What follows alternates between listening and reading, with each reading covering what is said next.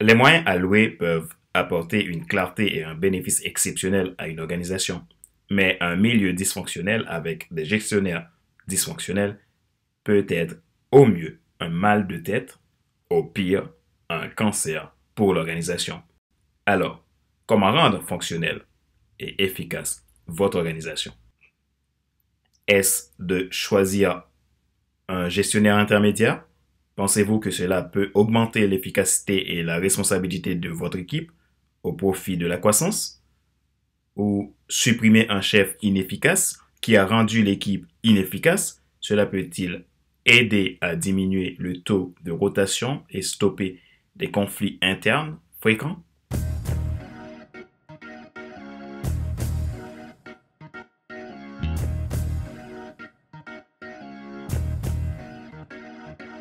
Bonjour, mesdames, messieurs. Merci d'avoir rejoint le FC Leadership Podcast, le podcast de la semaine destiné à ceux et celles qui en ont assez de subir la vie et qui veulent passer à l'action, même s'ils ont peur, pour vivre enfin leur rêve. Je suis Fadler Célestin, coach professionnel certifié RNCP, consultant formateur, auteur du guide de l'auto-coaching pour un épanouissement professionnel et personnel accru et co-auteur du livre Devenir enfin moi, en avant vers la route, soit ce que tu dois absolument savoir sur toi-même pour enfin sortir du regard des autres et vivre la vie de tes rêves. Nous sommes à l'épisode numéro 45 de la série FC Leadership Podcast. Si vous n'êtes pas encore abonné, c'est le moment de le faire, bien entendu si vous aimez ce que je fais et les contenus que je vous apporte. Cliquez donc sur le bouton s'abonner sur ma chaîne YouTube et n'oubliez pas d'activer la cloche pour être alerté.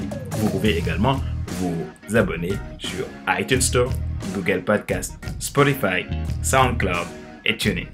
Un mille merci pour vos encouragements. Notre sujet de ce jour, rendez votre entreprise attractive.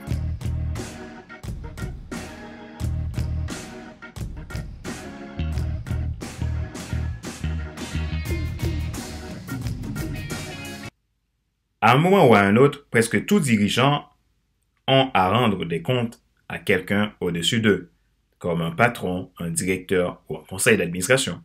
De même qu'eux aussi devront superviser simultanément les gens en dessous d'eux, c'est le principe de cadre intermédiaire. Tout est nécessaire au sein d'une structure.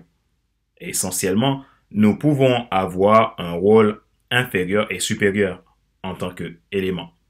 C'est-à-dire, vous supervisez et en même temps, vous êtes appelé à donner des comptes. Mais pourtant, votre position n'est pas moins importante que d'autres. Chaque rôle est important dans l'organisation. Bien que les dirigeants aient une importance organisationnelle, il est crucial de lutter contre l'ajout inutile de rôles de gestion intermédiaire dans la structure. Ceci peut retarder la croissance et attaquer la santé de l'institution. En évitant ou en éliminant des étapes de management non essentielles, vous accomplissez trois choses. Vous augmentez la vitesse et la facilité de communication. Vous simplifiez le processus de prise de décision, ce qui augmente l'agilité de la structure. Vous élevez le niveau de responsabilité des membres de votre équipe. La simplicité dans la hiérarchisation, une structure étriquée et le bootstrapping réduit les coûts. Par ailleurs, au fur et à mesure que votre entreprise grandit, vous devez probablement ajouter les couches de structure et de responsabilité par le biais d'un gestionnaire intermédiaire. Ajouter des couches de développement au bon moment vous permet d'éviter trois inconvénients majeurs d'une organisation qui empêchera l'entreprise de stagner. 1. Ne pas avoir des rôles clairs et des responsabilités bien établies, vous êtes vulnérable à la confusion et aux luttes de pouvoir. Au fil du temps, une organisation horizontale tend à produire des généralistes plutôt que des spécialistes, ce qui peut limiter la croissance future. Lorsque vous êtes à plat de manière déraisonnable, vous n'avez pas la clarté nécessaire pour accélérer la croissance au fil du temps. Alors, quand augmenter l'effectif des gestionnaires dans votre organisation? La réponse est claire. Vous ajoutez le gestionnaire intermédiaire lorsque cet ajout augmente la croissance de l'organisation et libère des responsabilités au profit du changement. Néanmoins, si vous ajoutez trop d'intermédiaires, cela risque de ralentir la communication, retarde la prise de décision et diminue l'efficacité. Mais attention, si vous ajoutez le mauvais manager intermédiaire, vous avez créé le moyen le plus rapide de frustrer votre équipe. En fin de compte, vous risquez de polluer la culture de l'entreprise et chasser vos meilleurs talents. Vous devez faire attention et bien faire les choses. Un manager intermédiaire toxique qui aime contrôler et incapable est un cancer organisationnel. Si vous êtes dans une direction, vous constaterez probablement que vous avez un cadre moyen qui est formidable avec vous, mais mauvais avec la plupart des autres membres de l'équipe. Doué quand il est au summum, mais affreux pour mener à bien sa mission en horizontal. Vous ne le réalisez peut-être pas car il est bon avec vous. Alors, vous supposez qu'il est bon avec les autres.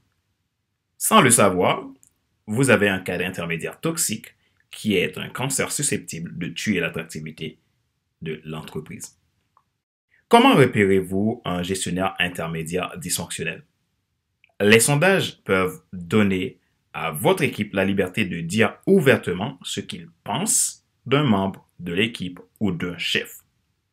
Ces critiques sont un outil fantastique pour vous aider à trouver des leaders toxiques, contrôlants ou incapables. Mais si vous ne pouvez pas faire ce type d'enquête, voici ce qu'il faut rechercher. Recherchez les équipes qui ont perdu de leur efficacité. Recherchez des poches d'insatisfaction ou de roulement trop élevé. Recherchez des équipes présentant des taux de conflit internes exceptionnellement élevés. Si vous avez trouvé un chef toxique, vous devez traiter le problème immédiatement. Si vous ne le faites pas, alors ce n'est plus le chef qui devient le problème, c'est donc vous qui va devenir le problème.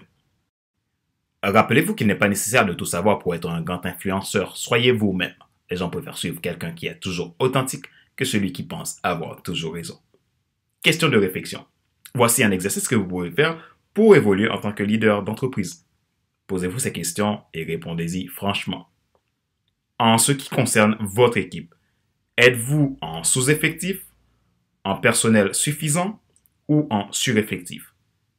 Si vous êtes embourbé avec des éléments intermédiaires inutiles ou vous retrouvez à la tête d'une organisation stagnante qui peine à grandir, n'attendez pas que le problème se corrige tout seul.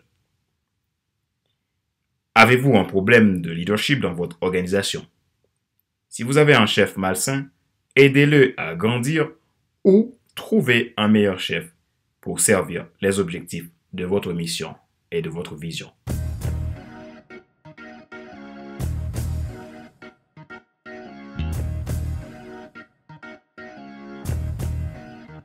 Et nous sommes arrivés à la fin de cet épisode numéro 45 de la série FC Leadership Podcast. Merci de votre fidélité. Merci de nous avoir suivis. Si vous n'êtes pas encore abonné à ma chaîne, vous pouvez le faire en cliquant sur ma chaîne YouTube. Et n'oubliez pas d'activer la cloche pour être alerté. Vous pouvez également vous abonner sur iTunes Store, Google Podcast, Spotify, SoundCloud et TuneIn. Merci encore une fois pour vos feedbacks. C'était Fadler Célestin, votre coach professionnel certifié RNCP, consultant formateur, auteur du guide de l'auto-coaching pour un épanouissement professionnel et personnel accru et co-auteur du livre Devenir enfin moi, en avant vers la route, soit ce que tu dois absolument savoir sur toi-même pour enfin sortir du regard des autres et vivre la vie de tes rêves. Si vous souhaitez un accompagnement personnalisé pour sortir d'un blocage, pour aller au plus haut sommet de vos perspectives, vous pouvez prendre contact avec moi en allant sur mon site internet à www.fcelestin.com ou le site www.coach-formateur.com ou contactez-moi à contact@fcelestin.com. Ma joie est dans votre réussite. Je vous dis à la semaine prochaine pour un nouvel épisode de FC Leadership Podcast. Bye!